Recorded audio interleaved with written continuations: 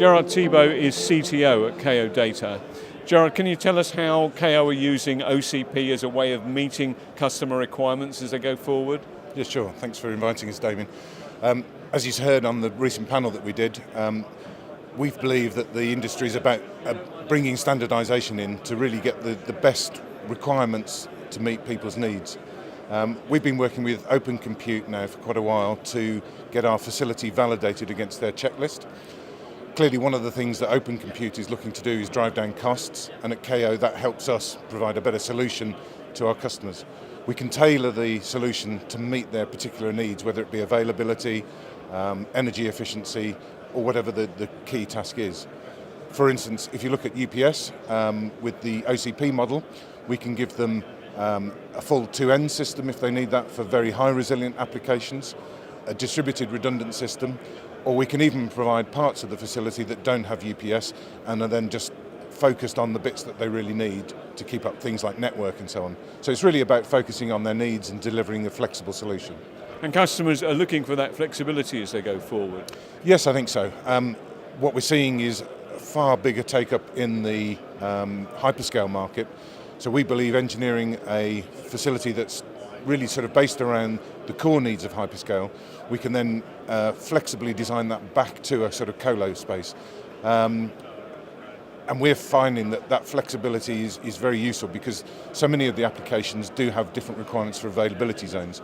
So for financial software, there might be elements that need the 2N resilience on power, or for a distributed redundant N+1 solution where you've got something less critical, it gives them that choice, and obviously there's a price point that goes with each.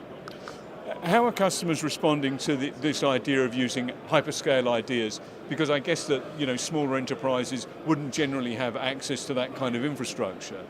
No, I mean just because we call it hyperscale inspired, it doesn't actually mean to say you've got to be a hyperscaler. Effectively, what I've done over the years in the industry is to look at the evolving trends and use that as a continual improvement cycle, so that the removal of raised floor, for instance, which is one of the drivers of OCP, actually takes out cost and program for delivering space. It really doesn't matter that you then put a colo or retail type service in somewhere with a raised floor. You're still providing the key environment, which is air and power. A manufacturer once said to me, the best way to run an efficient data center is to build it, fill it with IT, get it running, then lock the door and don't touch it again. That wouldn't seem to be a very appropriate strategy for a colo.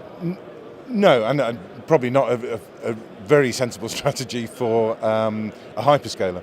At the end of the day, with tools like EcoStruxure we use from Schneider, we've got multiple sensors around the facility that tell us what's happening in the facility. So it gives you that ability to lock the doors and turn the lights out on sort of large volume type deployments, but certainly within a sort of colo type environment, we work with partners to actually provide that sort of real close hands-on backup, remote hands, changing of applications and software. So it's really providing the range and it's, if you like, catering to everybody's needs. Gerard, thank you very much for talking to us. Thank you, Damien.